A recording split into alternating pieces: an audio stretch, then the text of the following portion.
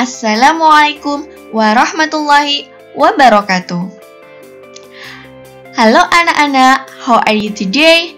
I hope you are in good condition and stay excited to learn mathematics. Before we begin this discussion, don't forget to write and say Basmalah. Bismillahirrahmanirrahim. Supaya ilmu yang kita pelajari hari ini mudah dimengerti, dipahami, serta memberikan keberkahan dan manfaat untuk kita semua. Amin, amin, ya Rabbal Alamin. In this video, the topic we will discuss is about operasi dan sifat-sifat bilangan pecahan. Okay, are you ready? Let's go!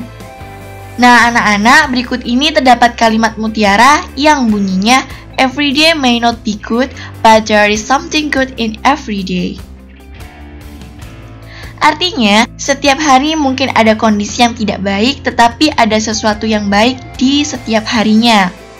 Maksudnya, mungkin ada hari di mana kalian merasa tidak baik, tetapi pasti dalam setiap hari itu akan ada sesuatu yang baik yang bisa kita syukuri. Jadi, jangan pernah lupa untuk tetap bersyukur setiap hari, agar nikmat yang Allah berikan selalu bertambah untuk kita semua. Amin, amin, ya Rabbal Alamin. Selanjutnya kita masuk ke penjumlahan dan pengurangan pecahan. Yang pertama yang harus kita lakukan adalah menyamakan penyebutnya. Yang kedua, menjumlahkan pembilang-pembilangnya, sedangkan penyebutnya tetap. Kemudian yang kita bahas adalah sifat-sifat penjumlahan. Sifat yang pertama, sifat komutatif atau pertukaran. Jadi bentuknya seperti ini, ketika ada setengah ditambah 4/2, kita bisa merubahnya menjadi 4/2 plus setengah, jadi bisa ditukar, hasilnya tetap sama, 5/2. Tinggal dijumlahkan aja pembilangnya karena penyebutnya udah sama. Kemudian sifat yang kedua yaitu sifat asosiatif atau pengelompokan. Nah, misalkan seperti ini, setengah ditambah dalam kurung 4/2 ditambah 6/2. Nah, sebenarnya kurungnya ini bisa digeser ke depan. Jadi yang dikurung adalah setengah tambah 4/2 kemudian tambah 6/2. Itu yang namanya sifat asosiatif atau pengelompokan. Hasilnya pasti akan tetap sama. Kemudian adalah perkalian pecahan. Nah, yang pertama adalah mengalihkan pembilang dengan pembilang, kemudian yang kedua mengalihkan penyebut dengan penyebut. Seperti ini. Jadi kalau ada A per B dikali C per D, berarti jadi A kali C per B kali D. Kemudian yang kita bahas adalah sifat-sifat perkalian. Sifat yang pertama yaitu adalah sifat komutatif atau pertukaran, sama seperti sifat pada penjumlahan. Jadi kalau misalkan ada A per B dikali C per D, itu bisa ditukar menjadi C per D kali A per B, hasilnya akan tetap sama. Kemudian sifat yang kedua adalah sifat asosiatif atau pengelompokan, sama juga seperti sebelumnya. Jadi kalau ada A per B dikali dalam kurung C per D kali E per F, sama dengan dalam kurung A per B kali C per D kali E per F. Jadi kurungnya bisa digeser dan hasilnya pun akan tetap sama. Untuk sifat yang ketiga adalah sifat distributif atau penyebaran. Jadi misalkan nih, ada A per B dikali dalam kurung C per D ditambah atau dikurangi E per F. Jadi bentuk yang seperti ini itu bisa ditulis menjadi A per B kali C per D dijumlah atau dikurangi dalam kurung A per B kali E per F. Seperti ini. Yang ini dikalikan ke sini, hasilnya akan seperti ini. Yang diminta itu dijumlah atau dikurangi sama aja. Jadi taruh sini. Nah, kemudian ini kalikan lagi ke sini. Nah, itulah yang disebut sebagai sifat distributif atau penyebaran.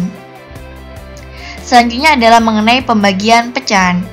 Misalkan nih, ada A per B dibagi C per D. Berarti kita bisa tulis menjadi A per B dibagi C per D. Jadi dibuat kayak pecahan kemarin. Jadi dibuat seperti pecahan sebelumnya yang udah kita pelajari. Nah, bentuk ini kemudian bisa diubah jadi kayak gini. A per B dikali D per C per D kali D per C. Nanti hasilnya akan menjadi ini, A per B kali D per C per 1. Jadi maksudnya kita kalikan D per C itu buat apa sih? Biar penyebutnya itu jadi 1. Nah, kalau mau penyebutnya jadi 1, itu harus dikalikan D per C, kayak kebalikannya ini. Kalau ini dikalikan D per C, berarti ini juga harus dikalikan D per C.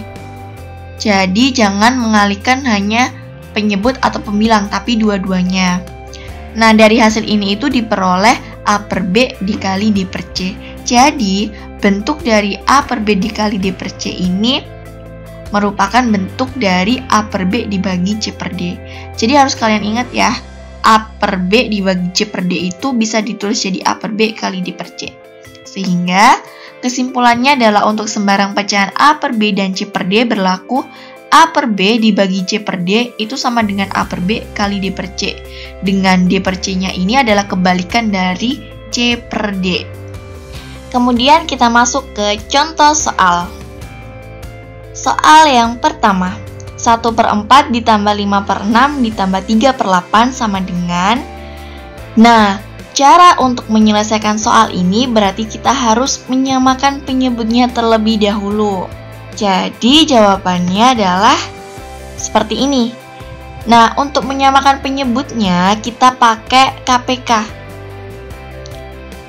Nah, KPK dari 4, 6, dan juga 8 itu adalah 24.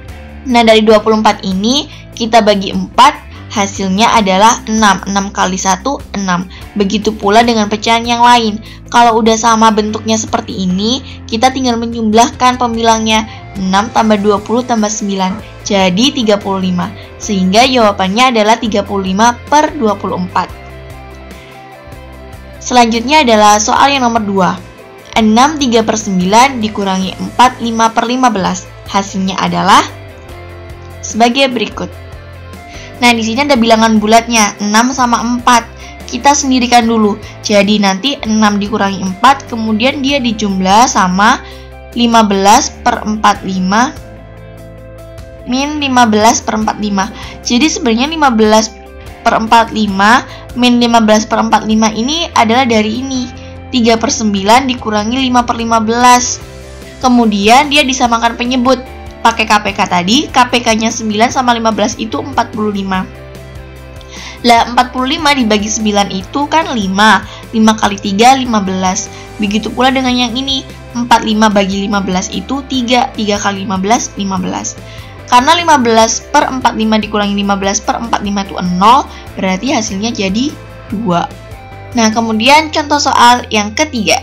1/4 dikali 3 1/5. Kalau bentuknya kayak gini, berarti kita ubah dulu ke bentuk pecahan biasa. Jadi jawabannya seperti ini. 1/4 ini kita ubah ke pecahan biasa, jadinya 5/4. Masih ingat kan caranya? Jadi 4 kali 1 itu 4 tambah 1 jadi 5. Penyebutnya tetap 4, makanya jadi 5/4. Begitu pula yang ini. Nah, kalau udah kan bentuknya kayak gini. Kalau kalian mau ngitung 5 kali 16 per 4 kali 5 itu kayaknya mungkin kebanyakan. Jadi kita bisa melakukan coret-coret atau penyederhanaan pecahan dengan pembagian. Nah, misalkan nih 5 sama 5 ini kan bisa dibagi. Jadi saya bagi, hasilnya dapat 1. Sama-sama 1.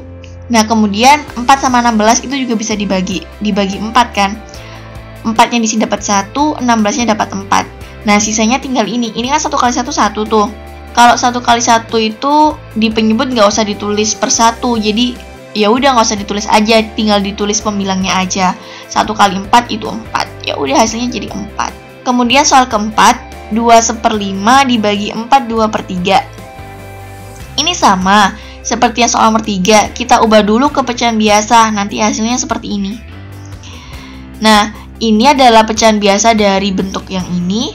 Kemudian untuk pecahan biasa bentuk ini itu yang ini. 3 kali 4 12 tambah 2 14/3. Lah, kemudian karena dia pembagian, berarti dia bisa berubah menjadi perkalian. Dengan catatan pecahan yang ini itu ditukar. Pembilang jadi penyebut, penyebut jadi pembilang. Jadinya 11/5 dikali 3/14. Hasilnya adalah 33/70. Alhamdulillahirrabbilalamin, usai sudah pembahasan kita mengenai operasi dan sifat-sifat bilangan pecahan. Nah, untuk penjelasan selanjutnya mengenai bilangan pecahan akan dilanjutkan di part keempat. Jadi jangan lupa untuk di-play di YouTube masing-masing. Thank you very much for your attention. See you later and wassalamualaikum warahmatullahi wabarakatuh.